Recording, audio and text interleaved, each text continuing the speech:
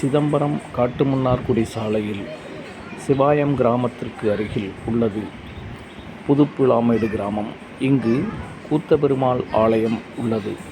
இந்த கூத்தபெருமாள் ஆலயத்திற்கு முன்னால் அனைத்து தெய்வங்களும் சிலை வடிவில் இருந்தாலும் கருவறையில் கூத்தபெருமாள் அரூபமாகத்தான் காட்சி தருகிறார்.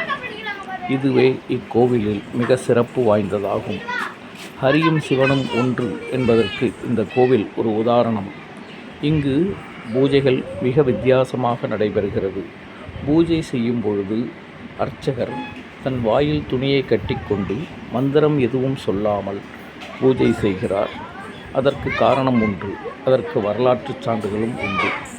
ஏன் அப்படி செய்கிறார் என்பதை நீங்கள் அக்கோவிலுக்கு சென்று தெரிந்து கொள்ளுங்கள். அதுவே சிறப்பாக இருக்கும். பூஜைகள் அனைத்தும் தினமும் காலையில் செய்யப்படுகிறது. மிக அற்புதமான இந்த ஆலயத்திற்கு ஒரு முறை அவசியம் சென்று வாருங்கள்.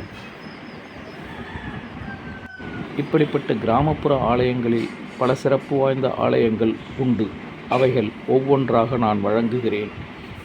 இந்த கூத்தபெருமாள் ஆலயத்திற்கு சென்று அக்கோவிலில் உள்ள சிறப்புகளை கண்டு உண்மையில் நீங்கள் வியந்து போவீர்கள்.